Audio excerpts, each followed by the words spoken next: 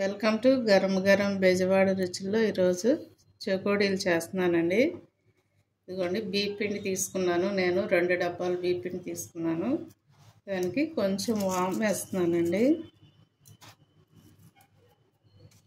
లైట్గా కారం వేసుకోండి, కారం ఎక్కువ అక్కర్లేదు. తగినంత సాల్ట్ కూడా వేసుకోండి.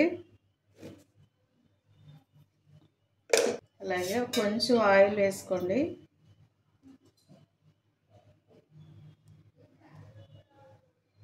దీనిలో టేస్ట్ కోసం కొంచెం నెయ్యి కూడా వేసుకోండి. నేనైతే ఈ స్పూన్తో వేస్తున్నానండి. 4 స్పూన్లు 4 వేసానండి. 4 స్పూన్లు వేసుకోండి.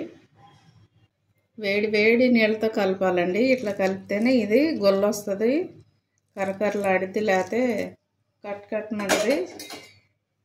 వేడి నీళ్ళతో కలపండి.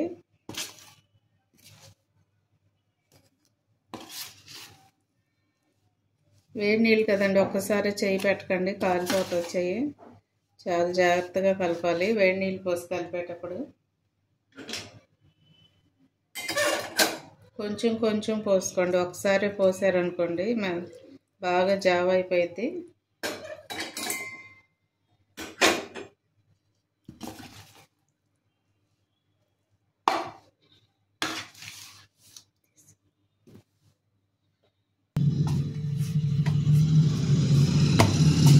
ఇలా కలిపేసుకోండి. ఎందుకంటే ఇలా కలిపేసుకుంటే మనం చేసేటప్పుడు కూడా బాగా నీట్గా వస్తాయి చెకోడి. ఇలా కలిపేసుకుని ఒక అరగంట సేపు పక్కన పెట్టేద్దామండి. ఒక సన్నని క్లాత్ ఏదైనా తీసుకుని తడిపి గట్టిగా పిండేసి దీనికి పెట్టేసేయండి. లేదంటే ఒక గిన్నె అయినా బాల్ రిచ్ పెట్టేసేయండి. ఒక అరగంట తర్వాత మనం చెకోడీలు ఎలా చేయాలో చూద్దాం. చూడండి, అరగంట అయిపోయింది. ఇప్పుడు చెకోడీలు చేస్తున్నామండి. చెకోడీలు ఒక ప్లేట్ కానీ చెక్క కానీ తీసుకొని ఇలాగా ముద్ద తీసుకొని ఇలా చేయాలి. ఇలా పొడవుగా చేస్తే ఇలా వచ్చిందండి. ఇలా వచ్చిన దాన్ని చిన్నగా మనం చెకోడీలాగా చేసుకొని కట్ చేసుకోవాలి.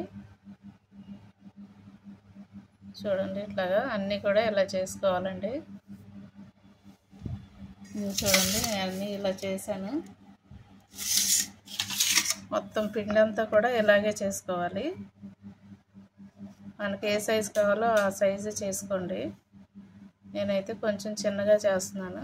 మీరు పెద్దవి కావాలంటే పెద్దవి చేసుకోవచ్చు.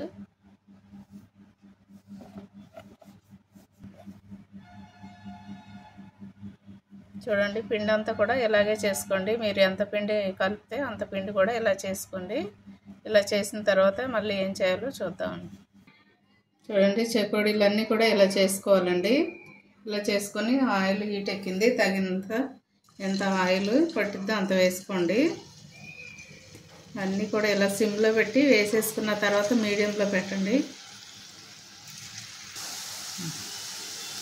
చూడండి, అన్నీ దీనిలో వేసుకొని కొంచెం సేపు కదపకండి, అవే ఊడిపోతాయండి. అంటుకున్నా కూడా వేడెక్కిన తర్వాత అవే ఊడిపోతాయి, ఒకదానికొకటి వచ్చేస్తాయి. ఇవి చూడండి వచ్చేసినాయి అన్నీ కూడా. కొంచెం కదపకుండా ఉంటే అవి విడిపోకుండా ఉంటాయి.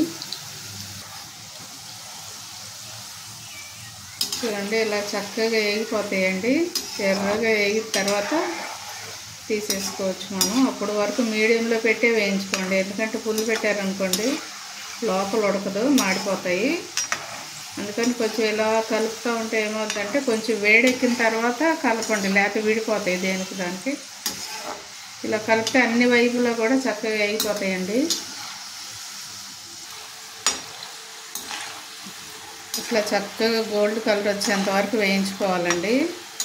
ఇవి పెట్టేటప్పుడు జాగ్రత్తగా బియ్యం కడిగండి. బియ్యం కడిగి ఎండబోసిన తర్వాతే మీరు పిండి పట్టుకోండి. మిక్సీ ఉంటే మిక్సీలో పట్టుకోవచ్చు, లేకపోతే బయట మరలో పడతారు కదా, అలా పట్టి చాలా తక్కువ వాటరే పట్టిద్దండి. పిండి కలిపేటప్పుడు గబుక్కుని పోసేయకండి మీరు.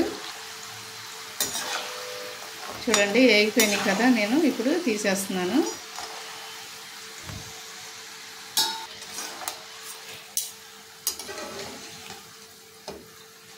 ఇలా అన్నీ వేయించేసుకోవడమేనండి. చక్కగా చేసుకొని ఇంట్లోనే పిల్లలకి బయట కొనే కంటే బయట ఎక్కువ ఆయిల్, నిల్వ ఆయిల్ కూడా వేస్తారండి. దానివల్ల పిల్లలకు ఆరోగ్యం, పెద్దవాళ్ళ ఆరోగ్యం కూడా పాడైపోద్ది. కానీ ఇలా మనం ఇంట్లో చేసుకున్నామంటే మంచిగా ఆరోగ్యం పిల్లలకు కూడా పెద్దవాళ్ళకు కూడా బాగుంటుంది, టేస్ట్గా కూడా ఉంటాయి కదా. మనం నెయ్యి వేసి చేసుకుంటాం కాబట్టి ఇలా అందరూ కూడా ట్రై చేయండి.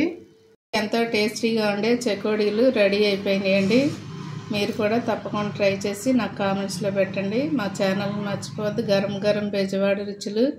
సబ్స్క్రైబ్ చేయని వారంటే సబ్స్క్రైబ్ చేయండి, షేర్ చేయండి, లైక్ చేయండి. Thank you.